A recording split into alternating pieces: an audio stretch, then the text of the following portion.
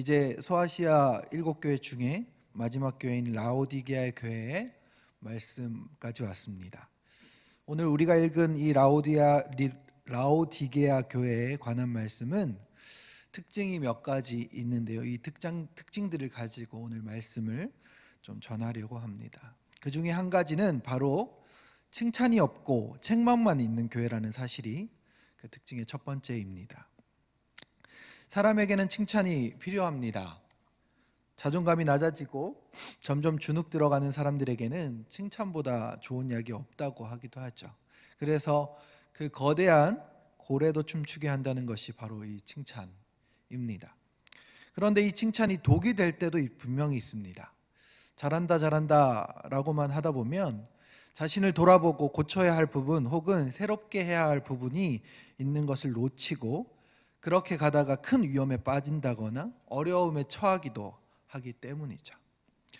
그래서 제자들을 가르치는 스승이 제자들을 대할 때 칭찬으로 키우는 제자들도 있는 반면에 정말 혹독하게 훈련시키고 강하게 혼내기도 하고 그렇게 키워내는 제자들도 있습니다. 그런데 이렇게 강하게 혹독하게 키워내는 제자들의 공통점 중 하나는 그 안에 잠재력을 보았기 때문이라는 사실을 기억해야 합니다. 조금만 더 잘하면, 조금만 더 훈련하면, 조금만 더 자세가 좋아지면 실력이 확 늘어날 수 있는 것처럼 보이기에 그렇게 하는 것이죠. 또한 이러한 모습을 봤기 때문에 좀 더 애정을 가지고 훈련을 시키다 보니 혹독하게 혹은 강하게 혼내면서 하게 되는 것입니다. 이 라오디게아 교회는 책망만 있는 교회라는 특징이 있다고 했는데 그것이 예수님께서 이 교회를 미워하기 때문에 그렇다, 책망받기에 마땅한 교회였기 때문이다 라고 생각하지는 말아야 한다는 것입니다. 그 이유가 바로 19절 말씀 때문인데요. 19절 말씀을 함께 읽어보도록 하겠습니다. 시작. 무릇 내가 사랑하는 자를 책망하여 징계하노니 그러므로 내가 열심을 내라 회개하라. 아멘. 앞에 교회들 가운데 잘하고 있는 부분을 칭찬하시면서 잘하고 있다 말씀하셨던 것과는 달리 이 라오디게아 교회에서는 내가 너희를 사랑한다, 내가 사랑하는 자들이다 라고 직접적으로 말씀하고 계시다는 사실을 기억할 필요가 있다는 말입니다. 그러면서 그렇게 사랑하기에 책망하기도 하고 징계하기도 하니까 미워한다 생각하지 말고 열심을 내고 회개하여 돌이키라 말씀하고 계신 것이죠. 오늘 말씀 앞에 서 계신 저와 성도님들 가운데 삶에서 예수님께 믿음의 책망을 듣게 되는 일들이 혹여나 있으셨습니까?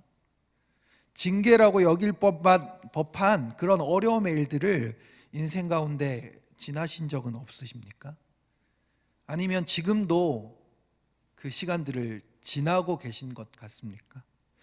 주님께서 우리를 미워하셔서 우리를 떨어뜨려 버리시려고 그렇게 하시는 것이 아니라 여러분을 정말 사랑하시기에 더 주님 앞에 서게 하시려고 주님과 관계를 회복하기를 원하셔서 더 잘 훈련받고 믿음의 용사로 서게 하시려고 그 시간을 지나가게 하셨고 지나가게 하고 계신다는 것을 사실을 꼭 기억하기 바랍니다. 그렇기에 그 책망과 징계같이 여겨지는 시간을 통해 다시 주님 앞에 그 주님을 사랑하는 열심을 회복하고 하나님 나라의 일에 최선을 다하며 마음을 돌이켜 주님께 달려나가게 되시기를 주님의 이름으로 축복하고 간절히 소망합니다. 그렇다면 라오디게아 교회는 어떤 부분에 있어서 책망받는 교회였는지 살펴보기를 원하는데요. 15절부터 17절까지의 말씀입니다. 함께 읽어보도록 하겠습니다. 시작. 내가 내 행위를 아노니 내가 차지도 아니하고 뜨겁지도 아니하도다. 내가 차든지 뜨겁든지 하기를 원하노라. 내가 이같이 미지근하여 뜨겁지도 아니하고 차지도 아니하니 내 입에서 너를 토하여 버리리라. 내가 말하기를 나는 부자라 부여하여 부족한 것이 없다 하나 내 공고한 것과 가련한 것과 가난한 것과 눈먼 것과 벌거벗은 것을 알지 못하는도다. 아멘. 책망받는 이유가 두 가지가 있음을 말씀을 통해서 알 수 있는데, 첫 번째는 미지근하다 이고, 두 번째는 네 자신을 잘 모른다 라는 사실을 말하고 있습니다. 첫 번째, 이 미지근함에 대해서는 많이들 들어보셨겠지만, 이 라오디게아 지역의 북쪽으로 한 9km 정도 위에 유황온천으로 유명한 히에라볼리가 위치해 있었습니다. 이 히에라볼리에서 수관을 통해 뜨거운 온천수가 라오디게아 지역으로 흘러내려오고 있었던 것이죠. 또 북동쪽으로 14km 정도 떨어져 있는 골로세라는 도시 뒤편에는 눈이 늘 덮여 있을 만큼 높은 산인 바바산이라는 곳이 있었는데, 이곳에서 흘러내려오는 물은 눈이 녹으면서 흐르는 물이었기 때문에 아주 차가운 물이 흘러내려왔던 것입니다. 이 차가운 물도 수로를 통해 라오디게아 지역으로 흘러 들어오고 있었습니다. 물은 특징이 하나 있는데, 바로 온도를 통해 병균의 많고 적음이 결정되어진다는 사실입니다. 음식도 마찬가지이지만 우리가 먹고 마시는 것을 보관할 때 냉장고에 보관하잖아요. 그런데 더 오랜 시간 보관하기 위해서는 어떻게 하죠? 냉동, 그러니까 얼려버립니다. 또 병균을 없애기 위해 조리를 하거나 재조리를 할 때 뜨거운 불에 팔팔 끓여서 먹게 되기도 하죠. 우리가 일반적으로는 성경에서 뜨겁다는 표현을 긍정적으로, 차갑다는 표현을 부정적으로 쓸 때가 많이 있는데, 이 라오디게아 교회를 향한 주님의 말씀은 그렇지 않다는 것을 기억해야 합니다. 히에라볼리에서 시작된 뜨거운 온천수 같이 뜨겁든지, 골로새 뒤에 있는 바바산에서 흘러내려오는 차가운 물과 같은 것은 병균이 많지 않고 사람에게 잘 쓰여지는 고급수로 유익하게 하는, 사람들을 유익하게 하는 물이지만, 그것이 수로를 통해서 라오디게아까지 흘러왔을 때는 미지근해져 버리는, 이 미지근해져 버리는 물을 그대로 쓰게 되면 병균이 많아지고 먹기에도 역겨워져 버리고, 이 물을 쓰게 되면 눈병에 걸리게 되는 병균도 많아지게 된다는 말인 것입니다. 우리의 신앙도 동일하다. 그 지역의 지역적 특성을 통해 비유하고 말씀하고 계신 것입니다.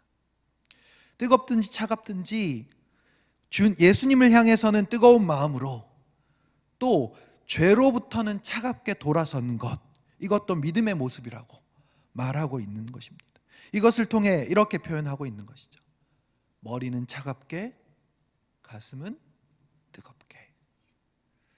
혹여나 우리의 신앙의 모습이 주님을 향해서도 뜨뜻미지근한 사랑으로, 죄를 향해서도 그저 미지근해져 버린 모습으로 살아가고 있지는 않은지 우리가 돌아봐야 하겠습니다.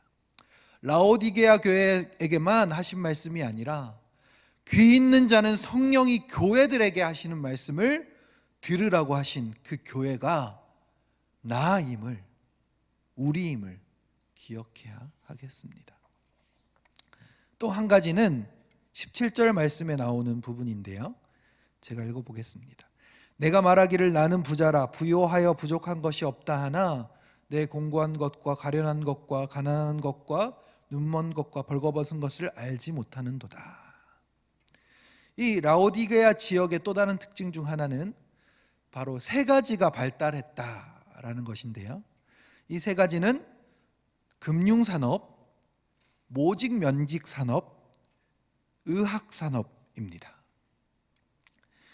이 동방과 서방을 이어주던 실크로드의 주요 지점에 이 라오디게아가 위치하고 있었기 때문에 그것을 왕래하던 사람들과 물건들의 거래가 풍성하게 많았던 곳이 이곳이었던 거죠.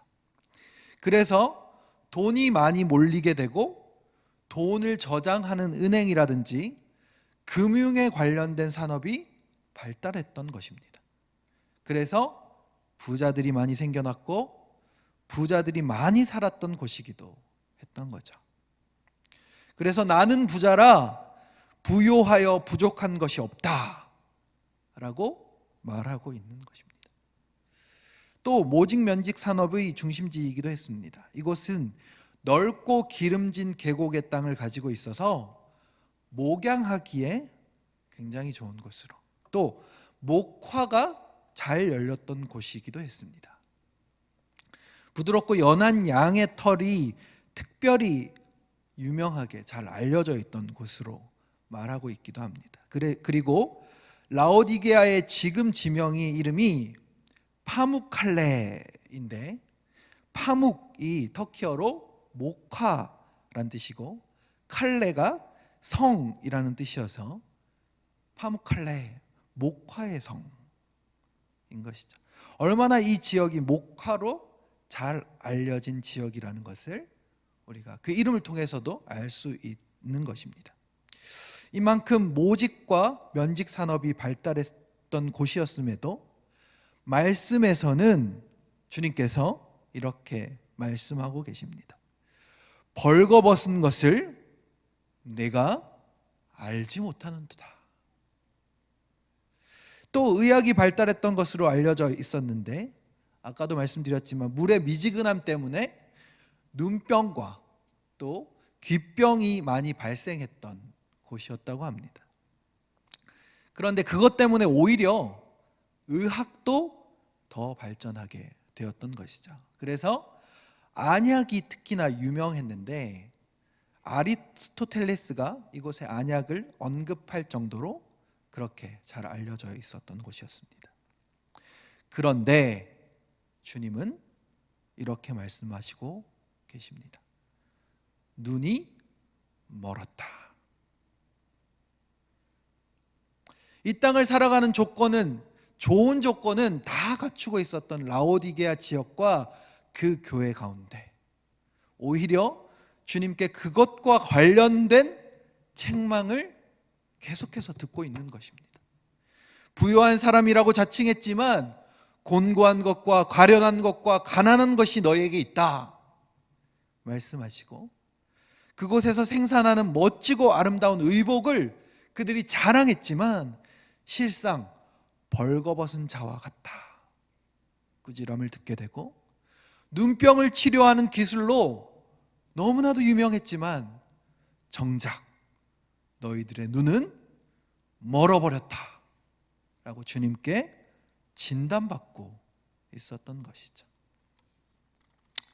하나님께서 복을 주셨지만 그것으로 무엇을 하고 살아가고 있는가? 그것이 무엇을 채우는 데 쓰여지고 있는가? 질문하고 계시기도 한 부분입니다.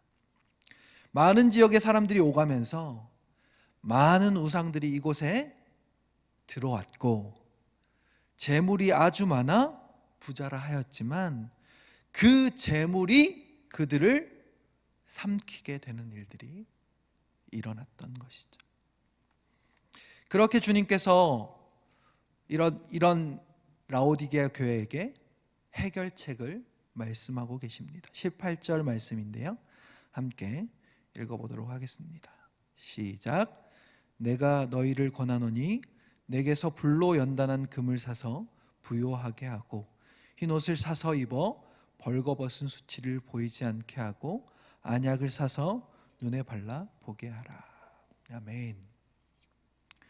불로 연단한 금과 흰옷은 순결을 상징하는데 우상 숭배로부터 떠나 순도 높은 금과 같은 믿음으로 깨끗하게 씻겨진 흰옷, 완전히 희어지게 염색된 옷으로 영혼의 부요함과 죄악으로 인해 벌거벗은 수치, 아담과 하와를 연상케 하는데 그 수치로부터 순결함의 옷, 주님의 그 보혈로 깨끗하게 씻겨진 옷을 다시 입으라, 믿음의 옷을 입으라 말씀하고 계신 것입니다.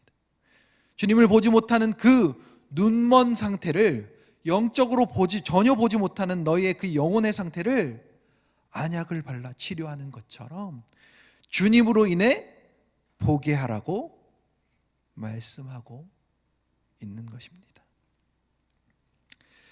그렇게 주님을 문 밖에 두고 살아가는 자들에게 주님께서 문 밖에서 문을 두드리시며 다시 주님과의 만남의 회복, 관계의 회복, 주님을 보게 되는 그 회복의 역사를 기대하고 말씀하고 계신 것입니다. 어떤 목사님께서 예수님께서 문을 두드리셨을 때 손으로 두드리시지 않으셨을 것이다 라고 말씀하셨습니다. 왜 그럴까요? 그 이유가 그 안에 들어가 먹고 나눌 잔치의 음식들을 두 손 가득 들고 계셨을 것이기 때문이다 라고 말하는 것입니다. 주님과 함께 다시 그 기쁨의 만찬, 회복의 잔치를 누리게 될 때 진짜 부요하게 되고 영혼의 좋은 옷을 입으며 믿음의 눈으로 주님 바라보게 되어 이 땅을 믿음으로 주님 따라 주님과 함께 살아가게 되는 은혜가 우리 가운데 가득하게 될 줄을 믿습니다. 그 은혜가 오늘 말씀을 통해 마음에 새겨지고 우리의 생각과 행동이 주님으로 달라지게 하시기를 예수님의 이름으로 간절히 소망합니다.